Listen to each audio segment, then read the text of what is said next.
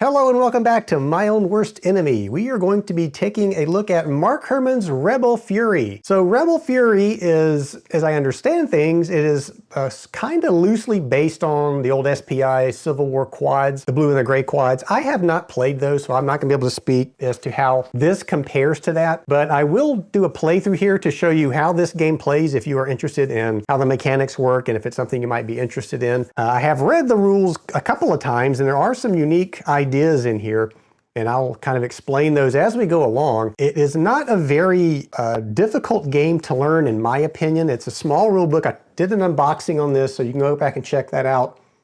But it's 20 pages of rules, and it is, I think it's easy to understand, well written, and there's designer notes that you can read along the way, play notes that help you understand what Mark is trying to say. So I'm not going to be going into any great detail about how to set this thing up. I will tell you that I am playing the Chickamauga campaign, and I think this marks the first time I played a Battle of Chickamauga, Civil War Battle of Chickamauga, so that's kind of interesting to me.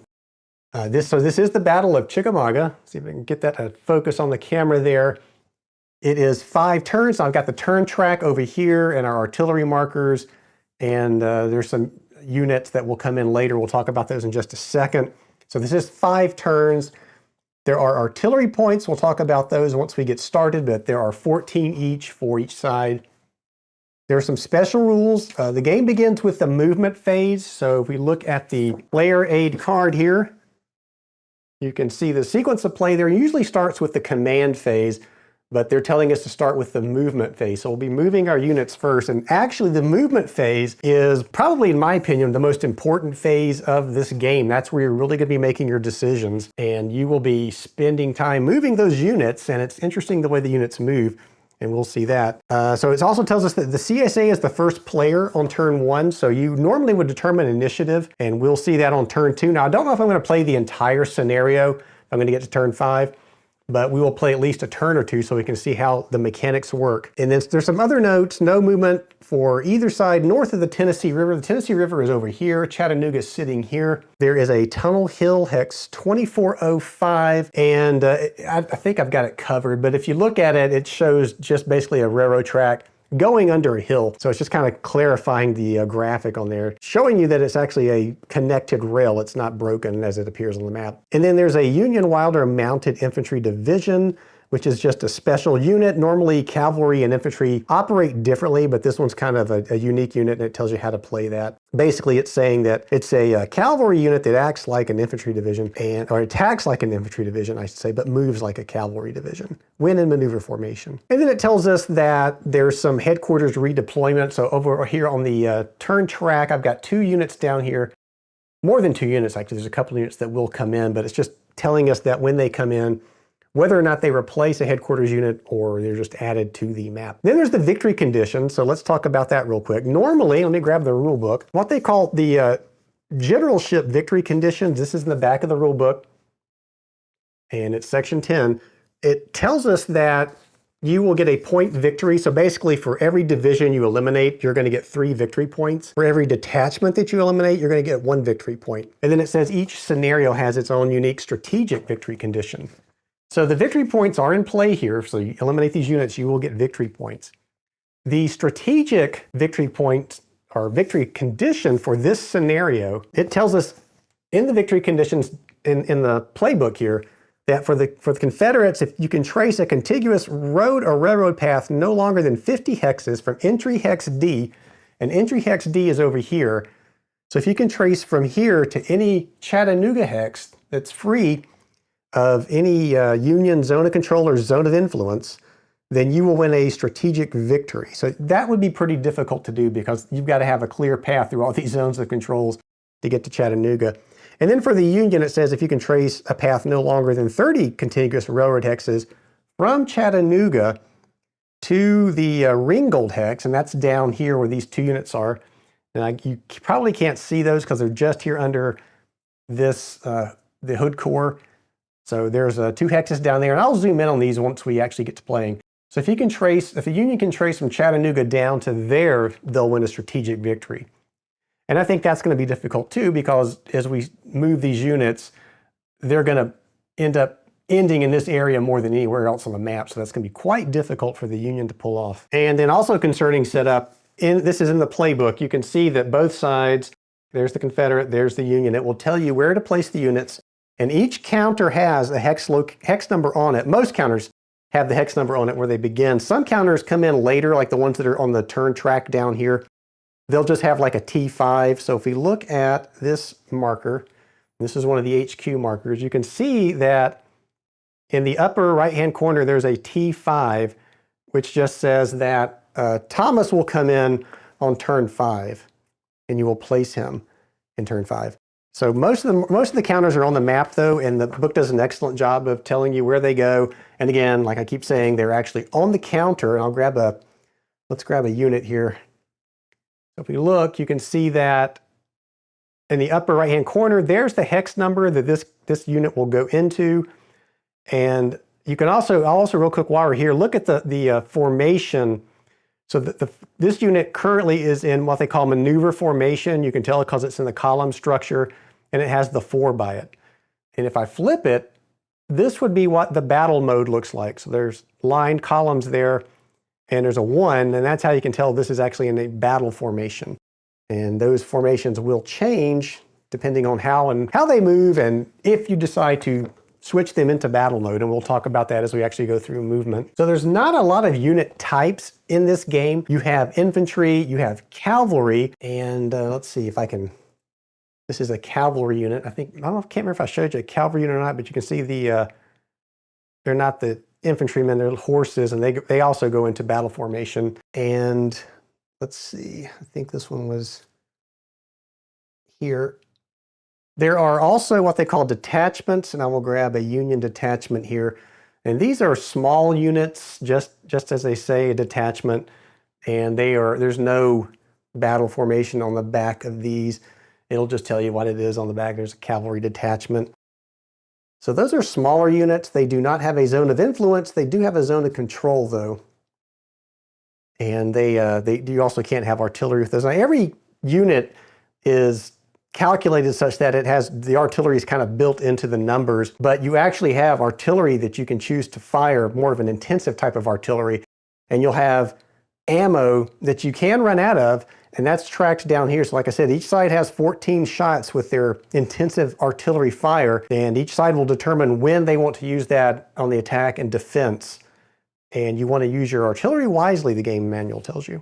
Now in setting up the game, there are, in the counter mix, the Union had these 3 extra detachments, which I have off to the side. The Confederates had 2, so I'm assuming, it doesn't really say in the rules or the playbook even, I'm assuming that when we get to the phase where I can deploy detachments, that I'm allowed to pick from those 3 that the Union have or the 2 that the Confederates have and place those anytime I feel. So I hope that's right. So as I'm playing through this, if I do something wrong or you see something that I've done wrong, please let us know in the comments below. Put the timestamp in, that would help. And tell me what the problem is, and I'll make note of it and we'll correct it. That's how we're going to learn the game together.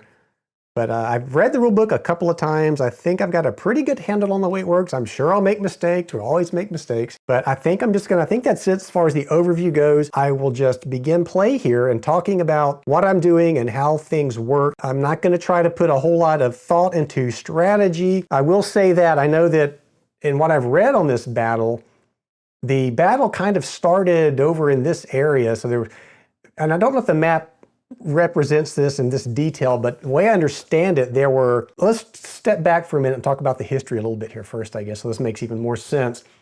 So you had Braxton Bragg was in Chattanooga,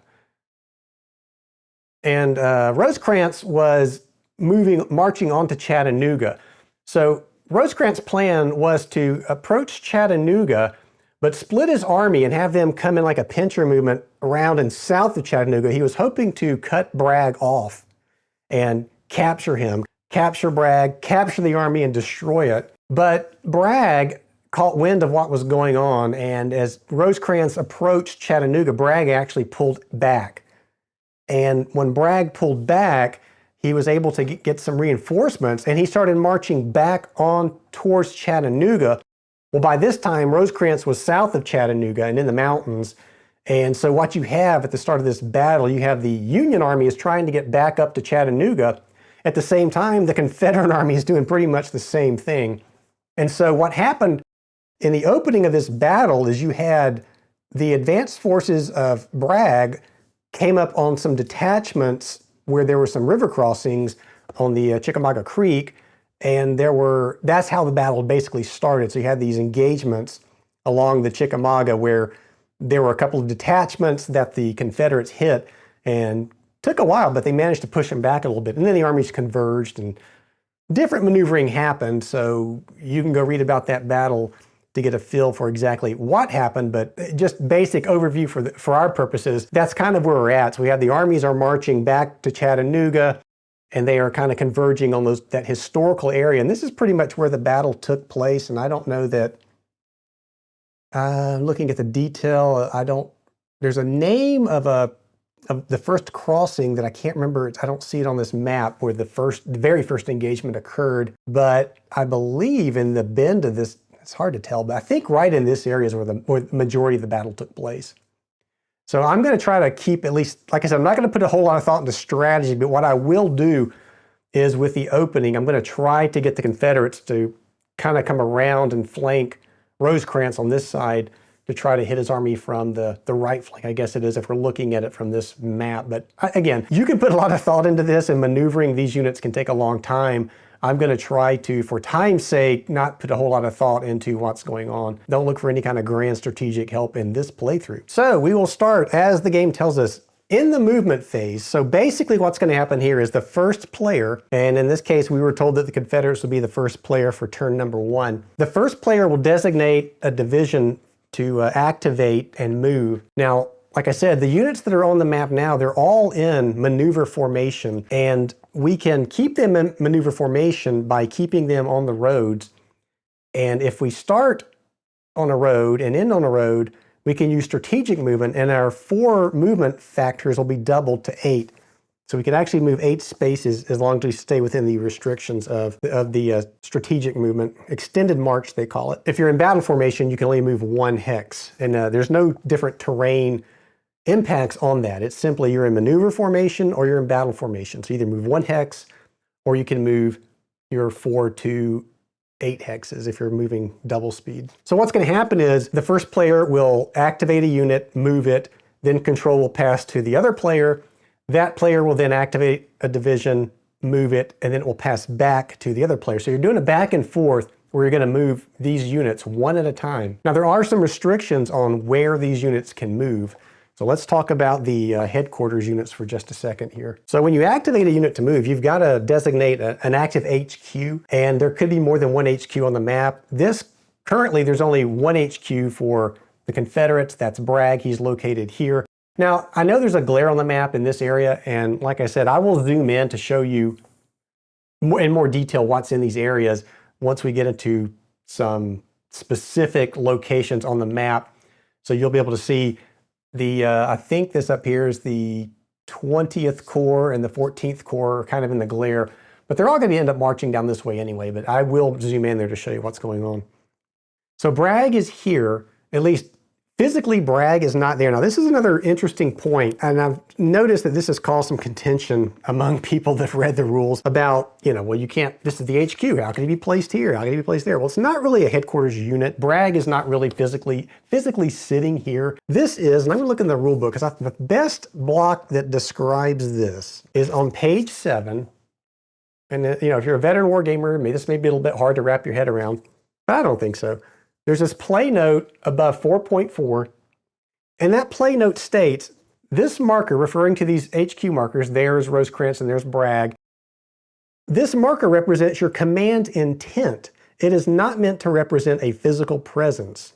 Once placed, you cannot interfere with an enemy's HQ in any tangible manner. So this isn't really Bragg or Rosecrans sitting here. This is Bragg's intent. In other words, Bragg is saying, hey, all you guys, I want you to march towards this area. This is where I think it's important for us to be.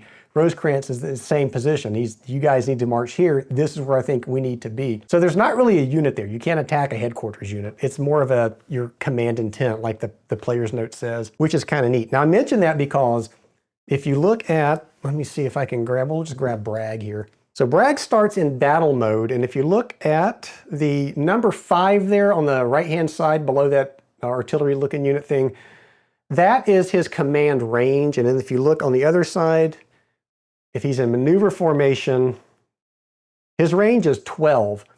So right now he's in battle formation.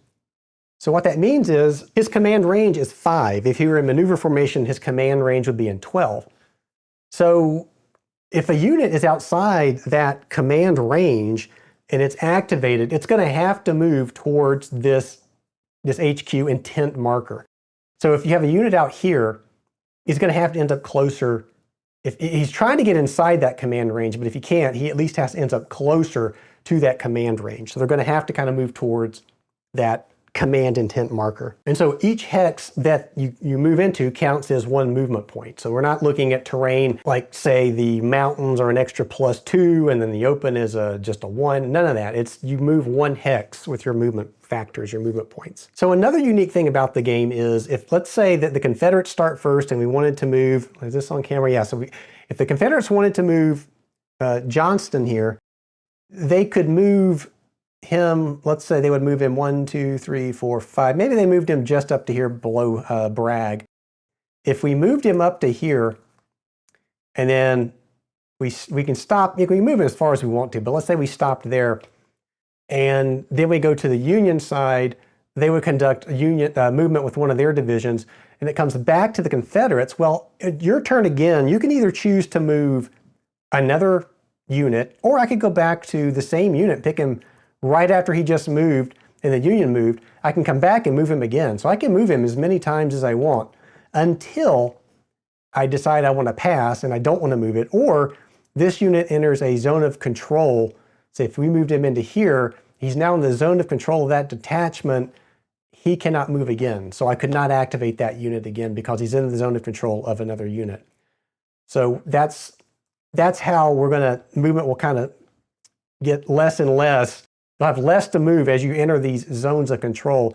And you want to be in the zone of control if you want to conduct a battle. So that's how you're going to be moving these units. You're going to be moving the units such that you're trying to maybe pin down the enemy unit or engage the enemy unit where you want to.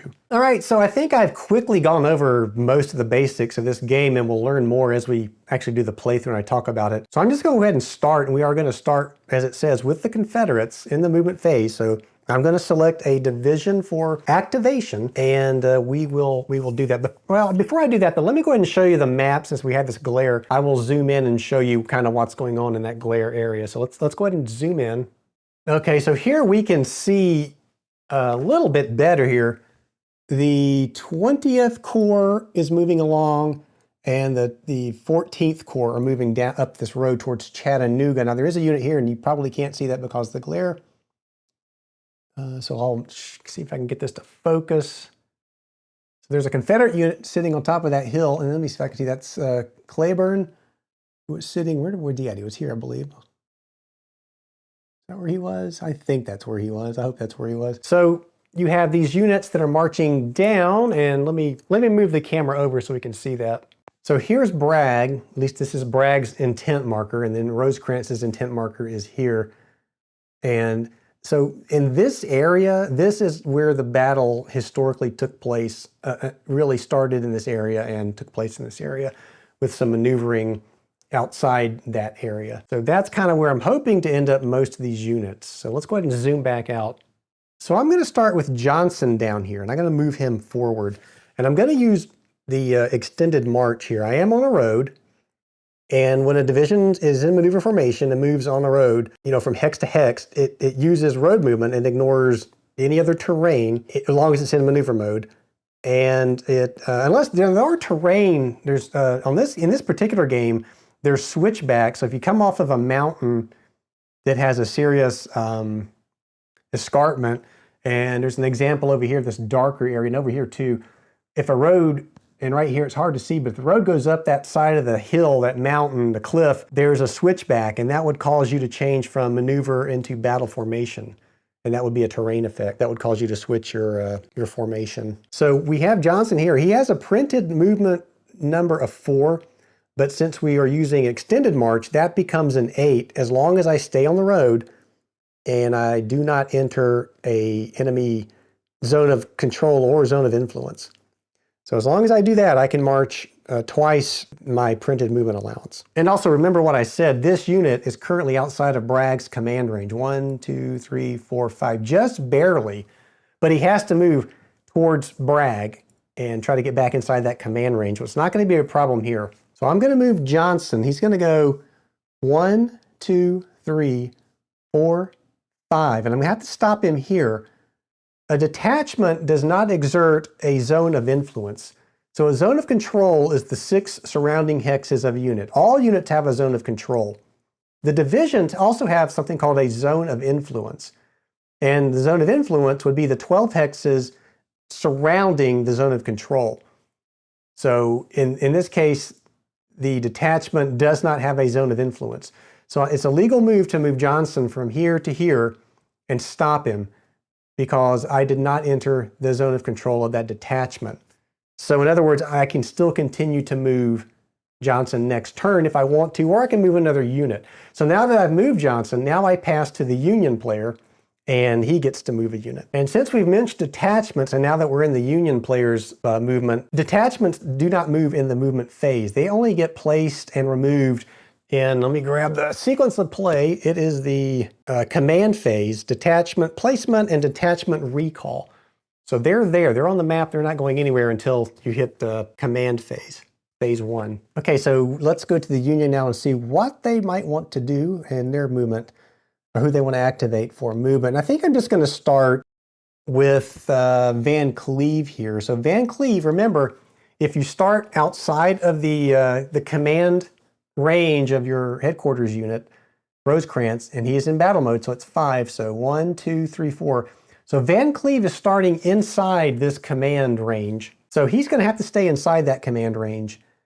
And if he started outside the command range, remember, he would work his way towards it. He wants to be inside of it. And so that's the whole purpose of these intent markers. So he's starting inside. He's going to have to remain inside. I think I'm just going to bring him down for now. So he can go 1, 2, 3. I think I'm just going to bring him down here. I'm going to go 1, 2, 3. And then now it's the Confederates' turn to move one of their units. Now remember, even though I moved him down here, he is not in the zone of influence or zone of control of any unit. He's still in maneuver formation. And when we go back to the Union, I can move that one again if I want to, or I can move a different one. So you can see where you're going to be controlling your forces and trying to work yourself into a position to inflict the most damage to your opponent that you can. So there's going to be a lot of interesting shuffling in this game, and this movement phase is probably going to take a lot of time, especially initially when you're learning the game, because you're trying to maneuver.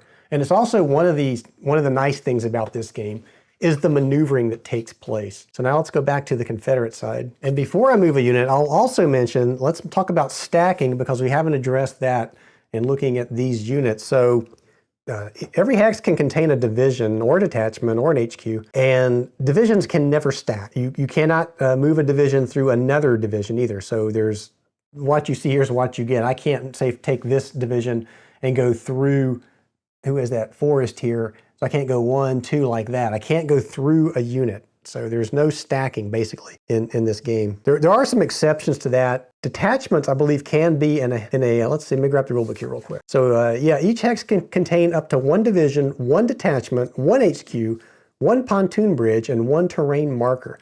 So we could have a division and a detachment in 1 stack, but otherwise, no, there's no stacking. Okay, now so to move this Confederate division, I'm going to zoom in to show you a little bit more about movement here and how it works. So I'm going to zoom into this area down here where Walker's Corps is. Okay, so I'm going to activate, who is this?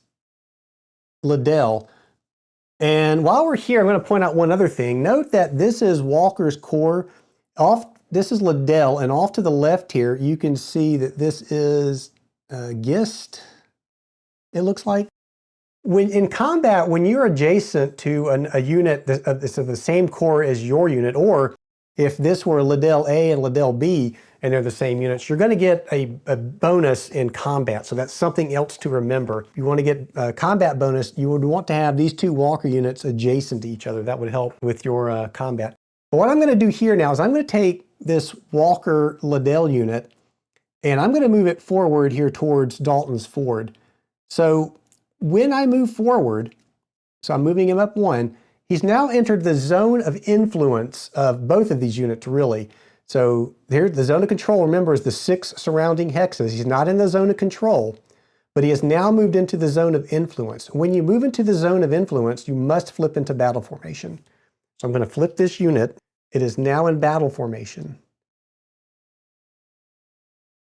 But note that the units that he entered the zone of influence of do not have to enter battle formation. Only when this unit enters its zone of control. So if you enter the zone of control of these units, they would have to flip into battle formation. So what this means is it allows these divisions now to react. So instead of being pinned down, they have a chance to, as long as they stay out, as long as they enter a hex that's not inside his zone of influence or control, they can move out. So it gives them an opportunity to maneuver. So a division that begins its movement in an enemy zone of influence, and your first hex of movement is outside of a zone of control or influence, then you can remain in maneuver formation. So these units could, in theory, now move out of here knowing that Walker intends to fight and he's coming up. So let's go ahead and zoom back out.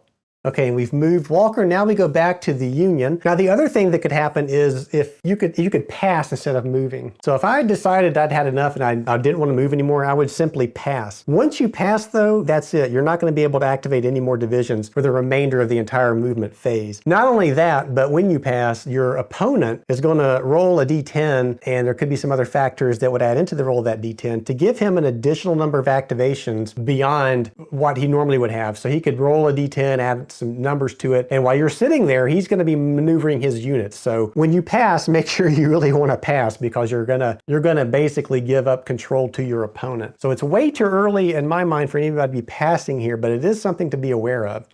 So now let's take a look at what the Union wants to do. And again, not putting a lot of thought into strategy, but I'm just going to take Palmer, and he's going to stay in extended march mode. 1, 2, 3, 4, 5, 6, 7, 8. And I'm looking, got to be careful, because like I said, he's got to be inside the command range of Rosecrans. So I believe that's correct. He is definitely 1, 2, 3, and it's 5, so he is inside that range. And so now we go back to the Confederates. And so let's zoom back into this area again one more time. And again, strategically, I don't know if this is the smartest thing to do, but I'm just trying to show you how the game plays, so you get a feel for the mechanics of this thing. So now it's the Confederates move again. So they're going to take Walker again and move him forward. So he's going to move up to here. He's in battle formation. He can only move 1 hex, but he's going to move into the zone of control of these 2 units. Now what that does is it forces these 2 units to flip into their battle formation side. And let me make sure he can actually do that. So he's got to be within 1, 2, 3, 4. Yes. So he's still inside the command range for Bragg, so he can do that. So that's going to lock these units down now. So this unit flips into battle formation. This unit flips into battle formation. Now the Union cannot activate these units because they are tied down, and they must remain that way until we go into the combat phase and we see what happens. Now that Walker has done that, though, the Confederates are probably going to have to really come in and back up what they've chosen to do here. They don't want this unit being all by itself now. But this is how you can lock your opponent into a position if you have a plan in mind. And I'm not saying I do, but let's see what happens. Let's zoom back out. We'll go back to the Union, and I'm going to move this unit. This is the 14th Corps. This division is going to go 1, 2, 3, 4, 5, 6, 7. I can't move onto Rosecrans. 1, 2, 3, 4, 5, 6. I'm going to move him to here for now. So I'm not using all of the movement points, but I don't have to. And he stays in maneuver formation. Because remember, Once the Confederates move, it's back to the Union, and I can still maneuver him wherever I want him, or I can move somebody else. So that's the Union move, now back to the Confederates. So we're going to look at this other Walker unit. I think we're going to bring him up. We really need to now. And remember, you cannot move through a unit. So I couldn't take this Walker unit and go 1, 2, 3, 4, 5, because you cannot move through a unit. But I could go 1, 2, no, I can't go that way either. So I could go 1, 2, and I would have to stop here because that's the zone of influence of this wood. Oh, actually, let's see. Yeah, that's right. I'd have to stop there. But I think I want to do that. So I think we're going to move this unit, and we won't be able to use the extended march here because we are, and actually, and I got to be careful here because I keep forgetting, and this is hard to wrap your head around the command ranges. So this unit, 1, 2, 3, 4, 5. So he's outside of Bragg's range right now. So he's going to have to move up. 1, 2, 3. I think we can do that. It's still within the zone of influence of this unit. So we can go 1, 2, 3 would put him here. 1, 2, 3. Yeah, he's in range of Bragg, but he's now entered the zone of influence of Wood. So he's going to have to flip into battle formation.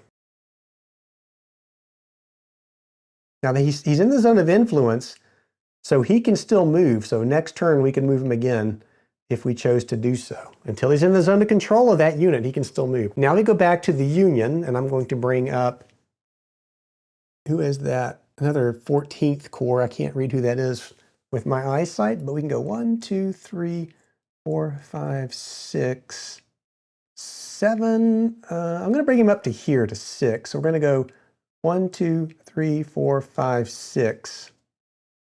And I'm stopping him there because if I move him into this hex, this mill hex, Lee and Gordon's mill, that would put him in the zone of influence of this unit, and he would have to flip. And I don't think I want to flip him quite yet. So now we go back to the Confederates, and I'm going to move, Johnson here is going to move forward 1.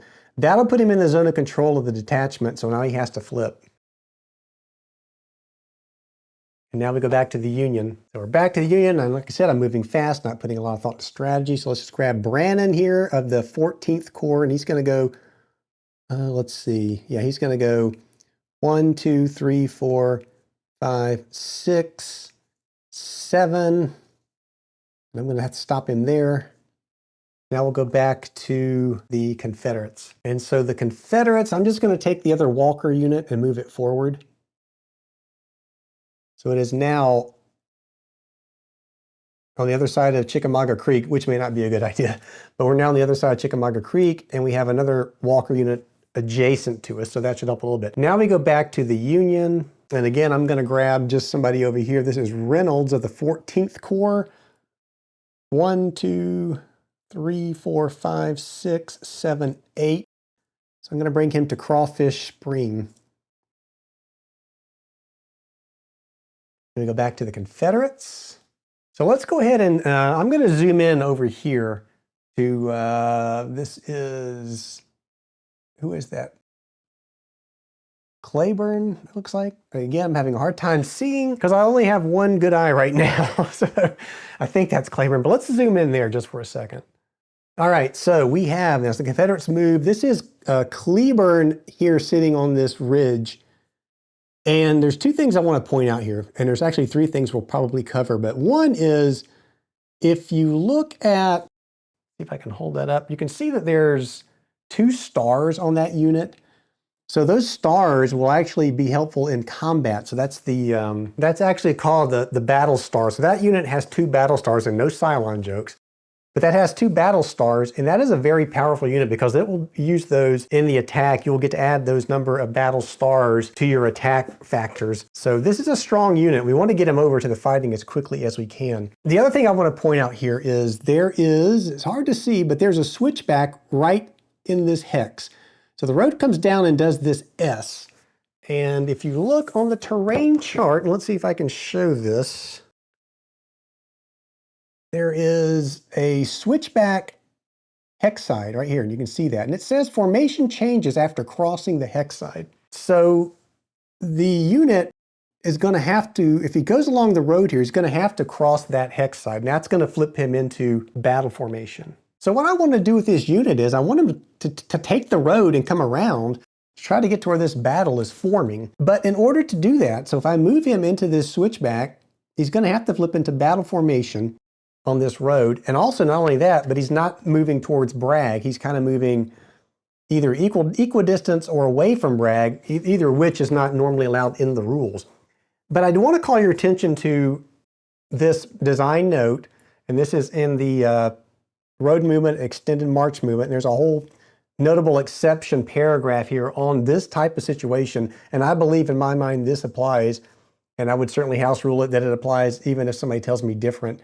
And this design note says that the intent is that sometimes the historic road network is arrayed in a manner that makes moving closer to a friendly HQ impossible without doing silly things to conform to the command range restriction. A division ordered to close on the Army would follow the road network for its entire march. Please do not torture the wording of this exception to achieve some perceived march advantage.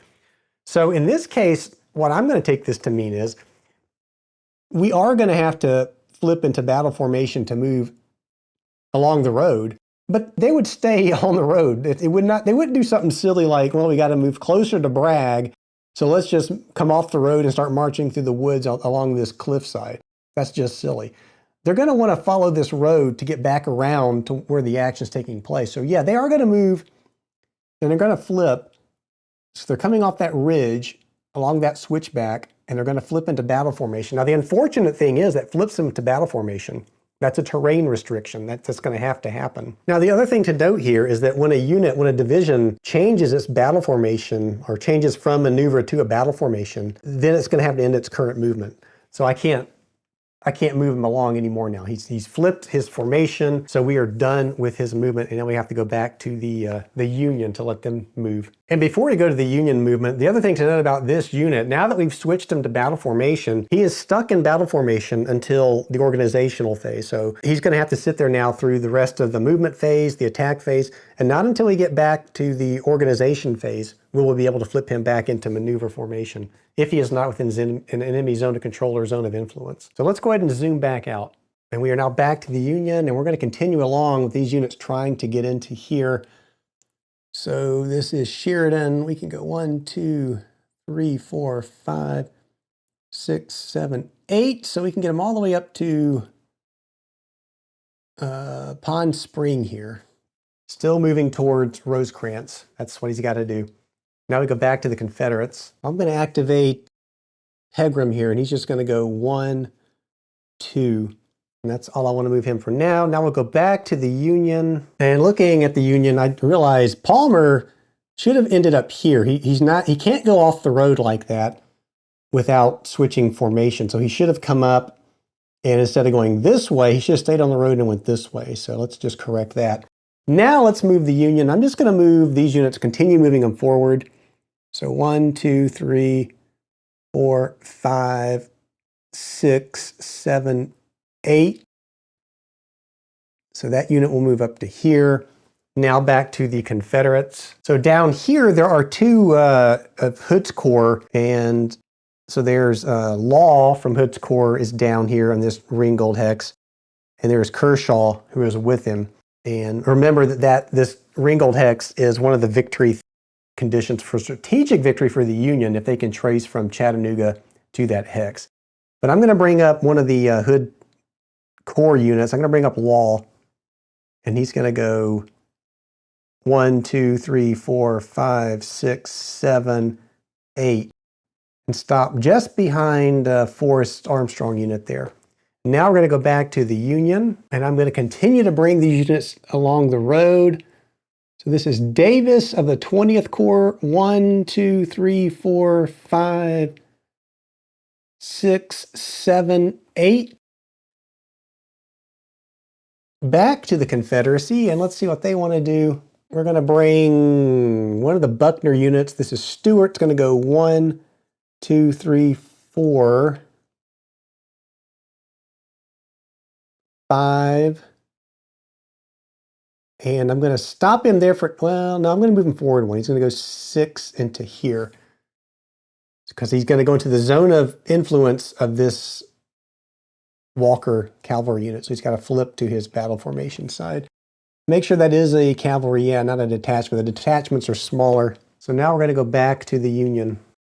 And the Union's going to bring Palmer on down. So he's going to go 1, 2, 3.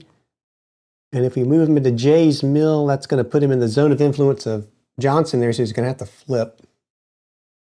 So they will flip into battle mode. And now we go back to the Confederates. And the Confederates are going to bring up the other Hood unit. Kershaw is going to go 1, 2, 3, 4, 5, 6, 7, 8.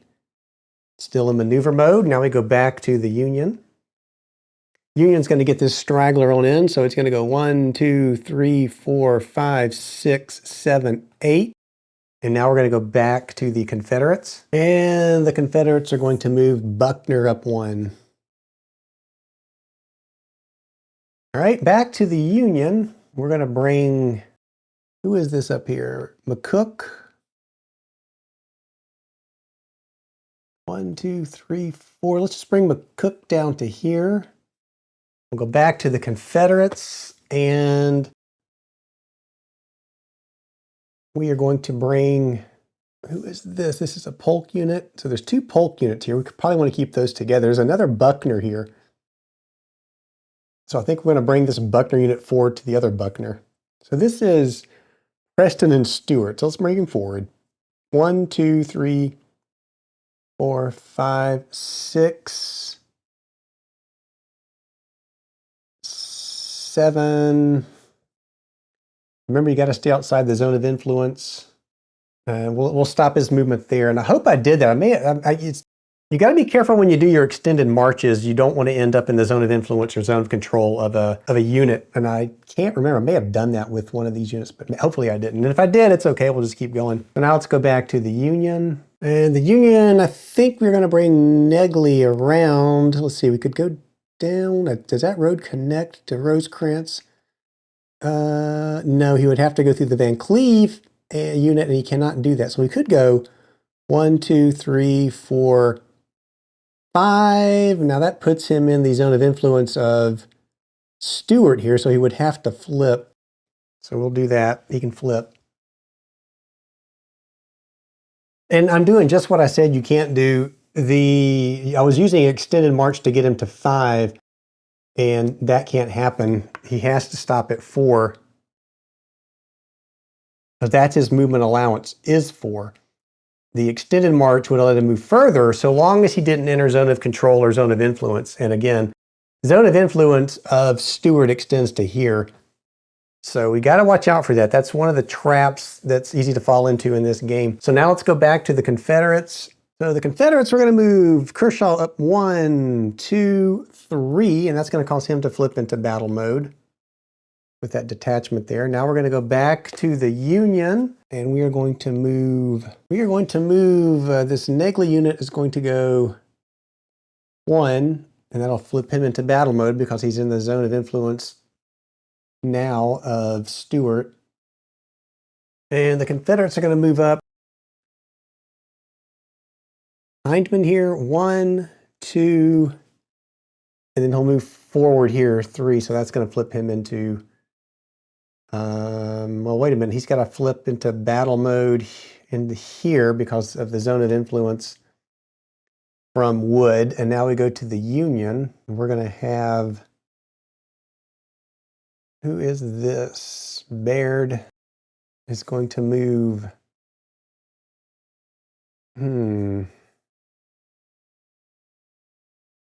This Baird unit's going to move down to here off the road. So being off the road and being in zone of control will flip him. Now we'll go back to the Confederates, and we're going to bring up, what is that? Cheatham, oops, it's going to go 1, 2, 3, and have to flip because he's in the zone of influence of Baird. Now I'll go back to the Union, and I'm looking, this guy should have flipped to his battle formation. I think I've missed that.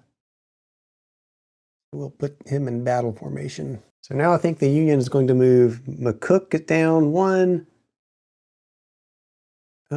Dyer's Mill 2, but that's going to flip him into battle formation. Back to the Confederates. We've got Breckinridge way over here. Let's move him forward. 1, 2, 3, 4, 5, 6, 7, 8. And then let's go back to the Union. And I think we're going to move McCook forward with this detachment. You can stack with a detachment.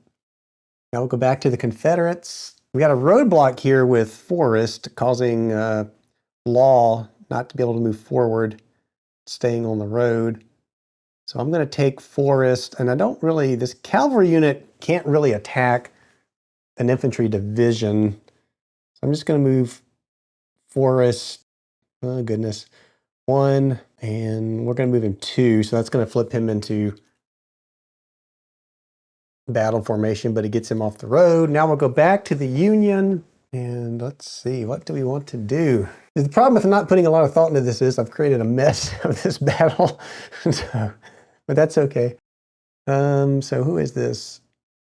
That is Brannon, can go 1, 2, well, let's see, that would put him inside this. So I'll go 1, 2, 3, 4. Let's do that. 1, 2, 3, 4. Back to the Confederates. I'm going to move this guy up 1, back to the Union. We will move this unit up 1. Back to the Confederates. Now we're going to move up Law 1, 2, 3, and he's got a flip.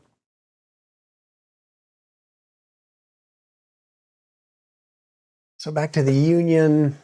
We're going to move up. Sheridan's going to go 1, 2, 3, and he'll have to flip.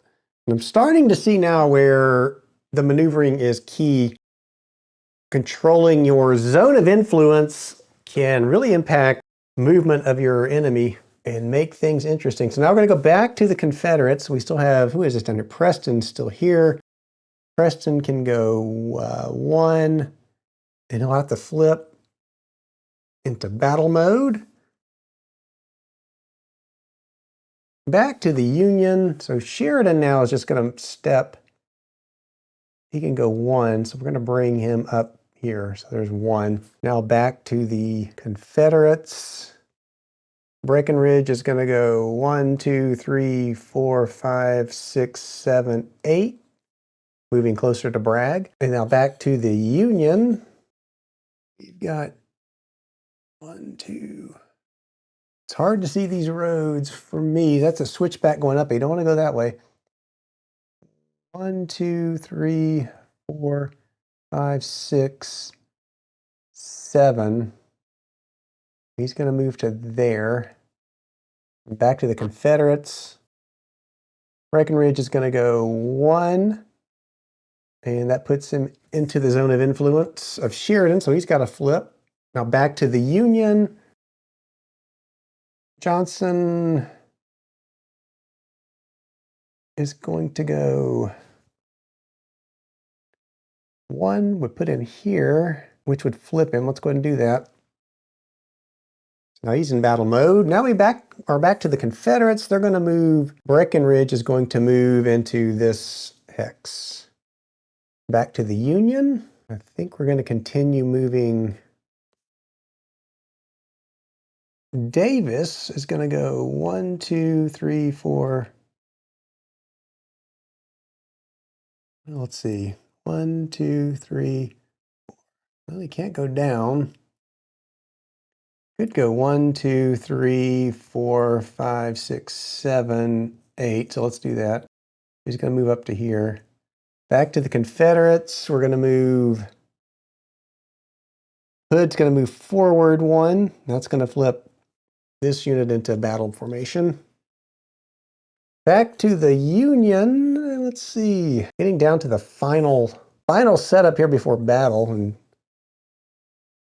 you've got quite a mess developing. So the Union is going to move. We still have, who is this? Brannon up here. Go 1, 2, 3. Got to be careful because, again, like, you've got to stay in the command range. Whether I've violated that or not so far, I can't. Hopefully I haven't. 1, 2. He's in command range of Rosecrans. 1, 2, 3, 4, 5, 6, 7, 8. Is that still within command range? 1, 2, 3, 4. Yeah, it is. So we're going to move. Brandon's going to go around there, and that way we can figure out what to do with him. Back to the Confederates. Not a whole lot else the Confederates can do. We've got this Forrest Armstrong unit in the woods. Can't really attack a division. I can attack another cavalry unit.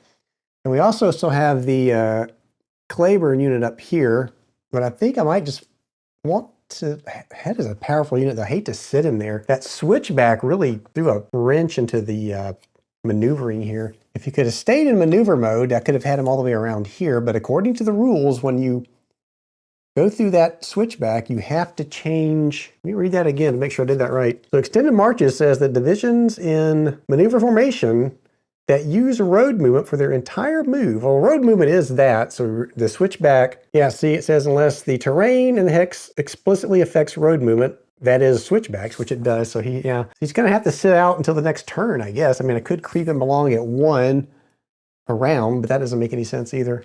I'm looking, I think I can bring this Preston unit can come over 1. We'll move him to here. Then we'll go back to the Union, and the Union can bring up Palmer to the detachment.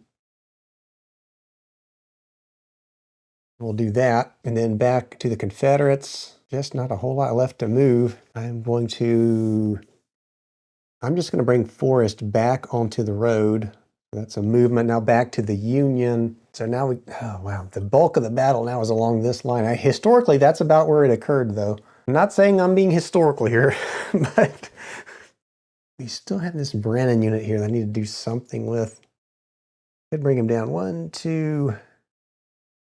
Bring him down 1, 2, 3. So that's going to put him into battle formation. And back to the Confederates. And the Confederates, I'm going to say, are going to pass at this point. So that's going to take us into this special phase now, the special part of the movement where the Confederate player's passing. So the rule book. The non-passing player must pick 1 HQ to be the active HQ. Well, both sides only have 1 HQ. So we're going to roll a D10 and add 1 to the roll to the die for each battle star showing on the active HQ. Rosecrans has 1 star, so we're going to roll a D10. And we're going to add 1 to it. Also, we're going to add 1 for each friendly division not in an enemy zone of influence or control that's within command range of the active HQ. So our active HQ is here. So within 5, do we have any friendly divisions within 5 that are not in an enemy zone of influence or control? No, everybody, well, we have, no, he's actually in the zone of influence of that unit. So no, they're just going to get the +1 for the battle star. So we're going to roll this D10 and add 1 to it. Let's see, can you see the dice tower? Probably not. You should be able to see it now. So we're going to roll the D10 and add 1. So 7 plus 1 is 8. And that means that the Union will have 8 activations. So let's take that D10 and mark it as an 8 rolled. So the Union's going to have 8 activations that they may now use, and the Confederates will just have to sit there and watch. Now, I don't think there's 8 activations worth of units to move, but let's go ahead and move anyway. We do have units that we can move. So I'm going to bring, Davis is going to come down to here, which will flip him into battle mode. That was 1 activation. And they get to go again. We're going to bring, Brandon's going to cross the creek to here, so that's down to 6 now.